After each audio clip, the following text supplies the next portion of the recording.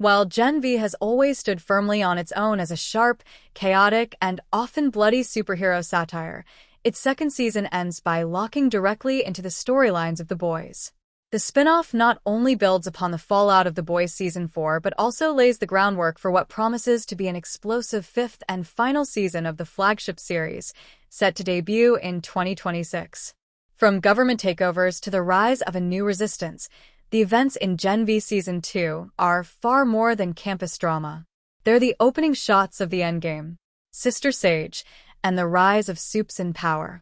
By the conclusion of The Boys Season 4, Sister Sage had already succeeded in reshaping the political landscape. Her strategic brilliance resulted in the ousting of President Robert Singer and the installation of Stephen Calhoun, a loyal puppet for Homelander.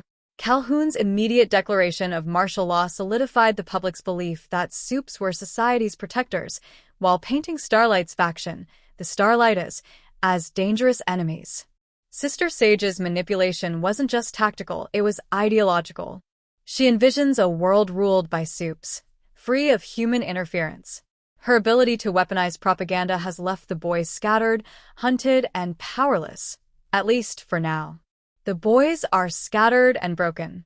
In the aftermath, the core members of the boys are left in disarray.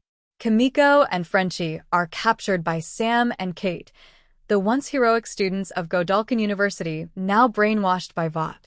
Billy Butcher, infected with Compound V and holding the last known vial of a virus that can kill Supes, disappears underground. Meanwhile, Huey is arrested and Starlight barely escapes, taking flight with one last mission in mind: to rebuild the resistance. Starlight finds a new ally in Marie. The first episode of Gen V Season 2 reveals that Starlight's first move is to find Marie Moreau, one of the most powerful young Supes alive, and the only survivor of Project Odessa, a secret Vought experiment gone wrong. Starlight urges her to re-enroll at Godalkin University and act as a spy, investigating what remains of the project. Whether Starlight knows Marie's full potential is unclear, but she clearly sees her as a potential equal to Homelander, or at least the one person capable of standing toe-to-toe with him. The awakening of Marie's true power.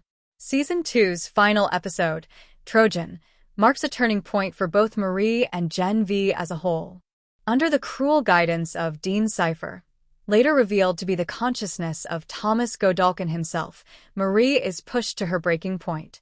His psychological and physical torment forces her to unlock powers she didn't know she possessed, even resurrecting her dead sister, Annabeth. After defeating Cypher/Godalkin in a blood-soaked battle, Marie and her friends, Jordan, Kate, Sam, Emma, and Annabeth, attempt to flee. It's here that Gen V bridges directly into the boys.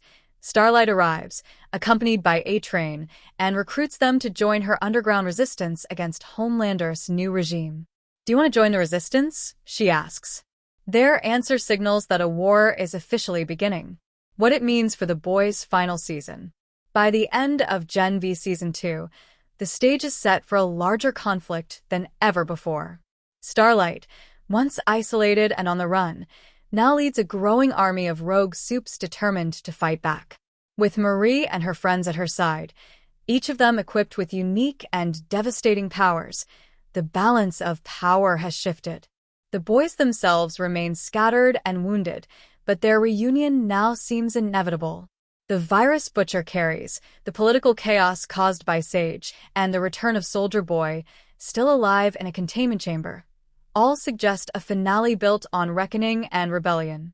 The biggest question now is whether Gen V's characters will become permanent fixtures in the boys' final act. Their involvement could either conclude both stories in one climactic battle or pave the way for Gen V to continue as a standalone series in the aftermath. A new generation takes the fight to Homelander. Gen V's ending doesn't just tease what's next, it redefines who gets to stand at the center of the story. With Marie's ascension and Starlight's leadership, the new generation of Supes might finally deliver what the boys have been trying to achieve for years: a world where Homelander is no longer untouchable.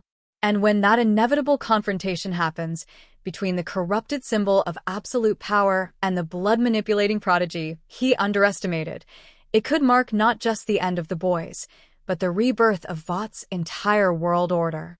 The war for humanity's survival has begun, and it started in the halls of Godalkin University.